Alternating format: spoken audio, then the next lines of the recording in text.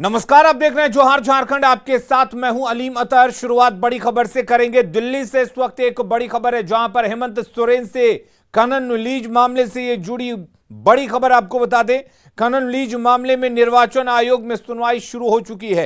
हेमंत सोरेन के legal team के प्रतिनिधि निर्वाचन आयोग पहुंचे हैं। झारखंड बीजेपी के लीगल टीम के प्रतिनिधि भी निर्वाचन आयोग पहुंचे हैं। खनन लीज मामले में 14 जून को सुनवाई हुई थी। हेमंत सोरेन की तरफ से तारीख मांगी गई थी। निर्वाचन आयोग ने 28 जून को आखिरी मौका दिया था। और अमितेश हमारे साथ जुड़े हुए इस खबर पर ज्यादा जानकारी के लिए। अमितेश, क्या कुछ जानकारी है इस सुनवाई को लेकर? देखिए, आज दिन में 3 बजे इलेक्शन कमीशन की तरफ से दोनों पक्षों को बुलाया गया था और दोनों ही पक्षों की तरफ से उनके लीगल टीम के लोग पहुंचे हुए हैं। इलेक्शन कमीशन में पिछले 1.5 घंटे से सुनवाई जारी है इस मुद्दे को लेकर के। जो माइनिंग का मुद्दा था, खनन लीज मामला था और पद पर रहते हुए जो दुरुपयोग की का जो आरोप बीजेपी की तरफ से लगाया गया था मुख्यमंत्री हेमंत सोरेन के ऊपर, उनके परिवार के बाकी सदस्यों के ऊपर, उसको लेकर सुनवाई है। तो आज हेमंत सोरेन मामले की सुनवाई है और उसमें हेमंत सोरेन के लीगल टीम के सभी लोग पहुंचे हुए हैं। और झारखंड बीजेपी भी चूंकि एक पक्ष है, उसकी तरफ से आरोप लगाया गया था, तो झारखंड बीजेपी के भी लीगल टीम के लोग पहुंचे हैं। इलेक्शन कमीशन में पिछले 1.5 घंटे से सुनवाई फिलहाल चल रही है। दोनों पक्षों की तरफ से अपनी अपनी बात इलेक्शन कमीशन के सामने रखी जा रही है। जी चलिए अमितेश, नजर बनाए रखिए। फिलहाल के लिए बहुत बहुत शुक्रिया। और रांची से कॉलेज टूर पर सिक्किम गए छात्र छात्राओं से लदी बस दुर्घटनाग्रस्त हो गई है। घटना आज सुबह की है। सभी छात्र रांची सेंट जेवियर कॉलेज के बताए जा रहे हैं। बताया जा रहा है कि बस पर 26 स्टूडेंट सवार थे। पिछले बुधवार को सभी छात्र कॉलेज टूर पर सिक्किम घूमने गए थे, लेकिन आज वापसी के दौरान बस का ब्रेक फेल हो गया, जिसमें सभी छात्र घायल हो गए, जिसमें से 2 छात्रों की हालत गंभीर बताई जा रही है। हादसा उस वक्त हुआ जब रांची जाते समय छात्र पश्चिम बंगाल के सिलीगुड़ी से लौट रहे थे। तभी रानी पुल के पास फिलहाल मणिपाल अस्पताल में इलाज के लिए भर्ती कराया गया है। झारखंड रांची से जो विद्यार्थी सिक्किम के एजुकेशन टूर में आया था, वो कुल 3 बस में थे। उनमें से एक बस आज सुबह दुर्घटनाग्रस्त हुई और उसमें सवार 26 विद्यार्थी और एक टूर गाइड अभी मणिपाल सेंट्रल रेफरल अस्पताल में उपचाराधीन है। उनमें से सभी का ट्रीटमेंट अच्छी तरह से चल रहा है। हम लोग तो तब यहाँ पे काम करता था। काम करने के बाद थोड़ा आवाज़ हो गया, एक बहुत बड़ा आवाज़ हो गया। आवाज़ होने के बाद एक बात जो हो, पार्टी यहाँ पे पार्टी गया। पार्टी होने के बाद जो आगे से लड़की लोग का जो खून लगभग था, वो लाइव हम देखा था। देखने बाद वो तो हम अपना हाथ से उठाया। उसके बाद गाड़ी का नीचे भी मतलब दो आदमी था, उसको भी ठेल के आदमी जब आया था, आने के बाद ठेलने के बाद उसको उठाया था।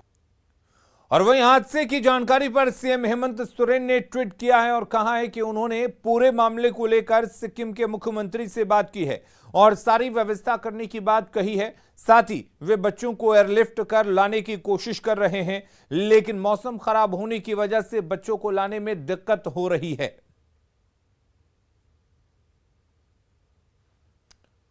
तो सीएम हेमंत ने ट्वीट कर इस बात की जानकारी होने की बात कही है। साथ ही उन्होंने कहा है कि सिक्किम के मुख्यमंत्री से बातचीत हुई है, उन्हें बेहतर इलाज मुहैया कराने को लेकर कहा गया है।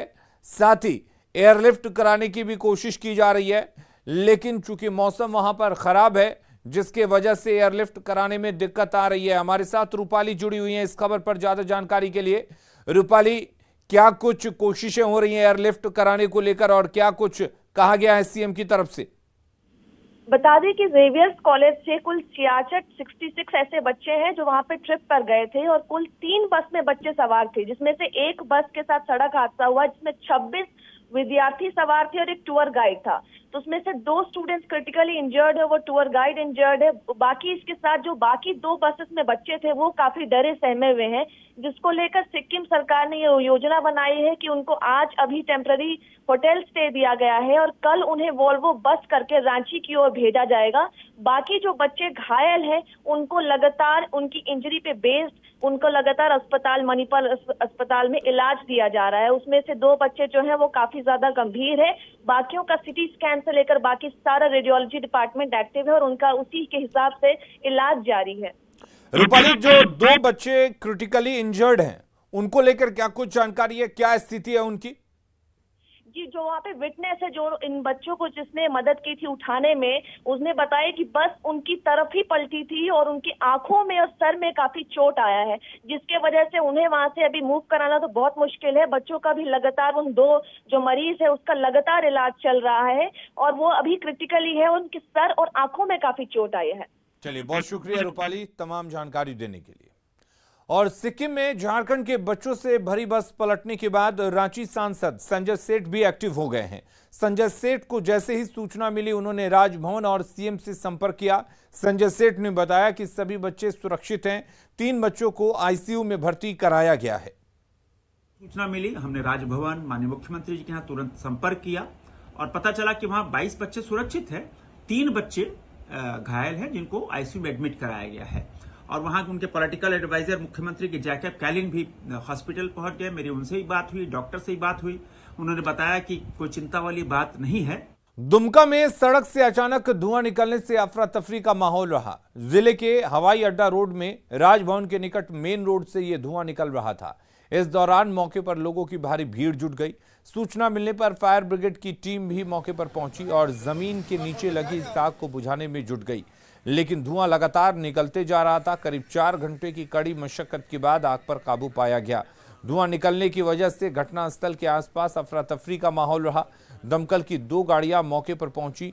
सड़क पर गड्ढा खोदकर लगभग 4 घंटे की मशक्कत के बाद आग पर काबू पाया जा सका, जिसके बाद स्थिति सामान्य हुई।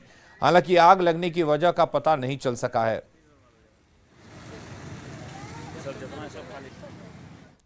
गिरिडीह में रात के अंधेरे में पीडीएस राशन की कालाबाजारी हो रही है। अंधेरे में धड़ल्ले से पीडीएस का गेहूं और चावल ट्रकों के जरिए बिहार और बंगाल भेजा जा रहा है। कालाबाजारी के लिए भेजे जा रहे ट्रक पर लदे 12 टन गेहूं को न्यूज 18 की टीम ने रंगे हाथों पकड़ा। 12 टन पीडीएस के गेहूं को देवरी होते हुए बिहार के नवादा भेजा जा रहा था और ये गेहूं सरिया स्थित एफसीआई गोदाम में लोड हुआ था। ट्रक जमुआ प्रखंड के जोरासाख में खड़ी थी, जहां से अनाज को चोरी छिपे उतारा जा रहा था। जैसे ही गुप्त सूचना मिली, न्यूज 18 की टीम वहां पहुंची। पता चला कि इस ट्रक में अवैध 12 टन पीडीएस का गेहूं भरा हुआ है। जब तक ग्रामीण पुलिस प्रशासन को फोन करते, तब तक ड्राइवर गाड़ी तेज रफ्तार से बिना ब्रेक लिए हुए निकल गया। फिर जाकर जमुआ थाना की पुलिस को फोन किया गया, लेकिन पुलिस भी उन्हें नहीं पकड़ पाई।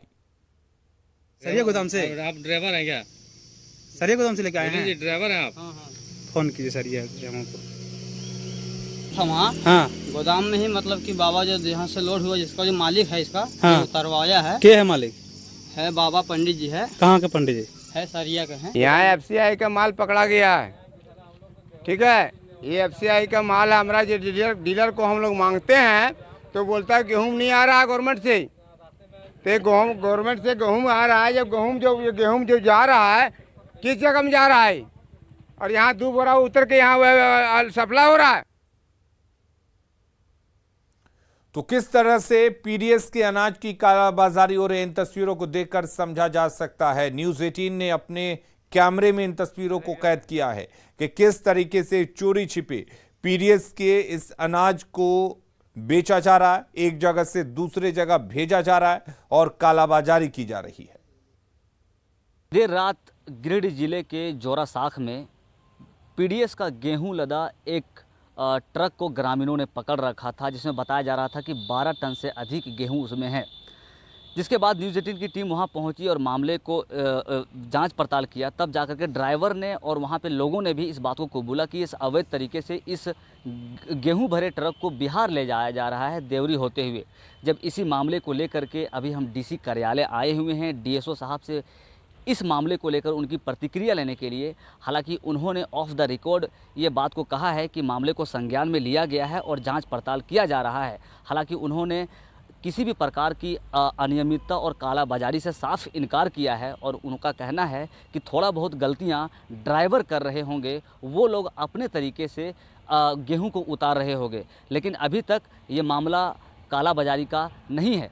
वहीं अब देखना दिलचस्प होगा कि जिस तरह से लगातार गिरिडीह जिले के अलग अलग इलाकों से, अलग अलग जगहों से लाभुकों के द्वारा विरोध प्रदर्शन किया जाता है कि उन्हें समय पर अनाज नहीं दिया जा रहा है, और शिकायत के बावजूद जिस प्रकार से लोगों के खिलाफ, डीलरों के खिलाफ और संबंधित विभाग के पदाधिकारियों के खिलाफ कार्रवाई नहीं होती है, तो यह एक सबसे बड़ा मसला यहाँ पे है। सबसे बड़ा सवाल उठता है कि आखिर यह अनाज जाता कहाँ है। तो उसका जवाब सीधा सीधा यह है कि अनाज यह काला बाजार में इन अनाजों को खपाया जाता है।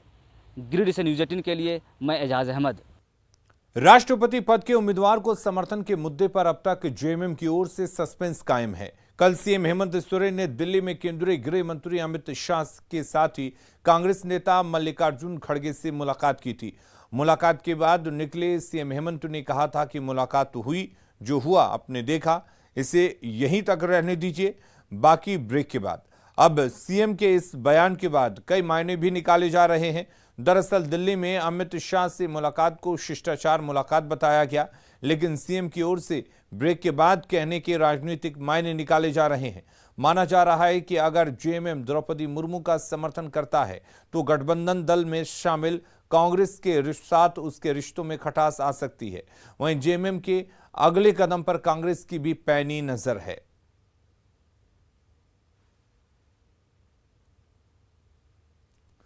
और इधर सीएम हेमंत सोरेन की दिल्ली यात्रा को लेकर बीजेपी ने कांग्रेस पर निशाना साधा है। बीजेपी विधायक अमित मंडल ने कांग्रेस अध्यक्ष सोनिया गांधी से सीएम को मुलाकात के लिए समय नहीं देने का झारखंड का अपमान बताया है। इधर कांग्रेस ने कहा है कि राज्य हित के मुद्दों को लेकर सीएम की केंद्रीय गृह मंत्री से बात हुई होगी। उन्होंने ये भी कहा कि राष्ट्रपति चुनाव में महागठबंधन की ओर से प्रत्याशी को ही सीएम का समर्थन मिलेगा। आदिवासी मुख्यमंत्री का सम्मान जब कांग्रेस नहीं करता है, इटली की महिला आती है और कांग्रेस जो जेएमएम के स्थानीय यहाँ के जो बासिंदे हैं, जो यहाँ के मुख्यमंत्री है, उनसे मिलने से इनकार कर देती है। ऐसा पता नहीं कौन सा ऐसा उन लोगों को जल्दबाजी है या उनका आज शेड्यूल इतना टाइट है कि जो मुख्यमंत्री से नहीं मिलती और उसका कोई पद नहीं है। सोनिया गांधी का कार्यकारी अध्यक्ष है, उसके बाद तो और कुछ है नहीं। वो जब मिलने से इनकार करते हैं तो गंभीर विषय है और झारखंड की जनता को इन चीज़ों को सोचना चाहिए किस प्रकार मुख्यमंत्री का अपमान करते हैं कांग्रेस, और वही कांग्रेस फिर जेएमएम के साथ खड़ा होकर वोट मांगता है। राज्य का मुख्यमंत्री अगर देश के गृह मंत्री से मिलता है तो स्वाभाविक तौर पे इस पे किसी प्रकार की कोई अटकलें नहीं लगाई जा सकती। मुख्यमंत्री काफी संजीदा हैं और मुख्यमंत्री राष्ट्रपति पद के चुनावों में हमें लगता है कि वही काम करेंगे या उनकी सोच भी वही होगी जो भाजपा के विरोध में और विपक्ष के समर्थन में हो।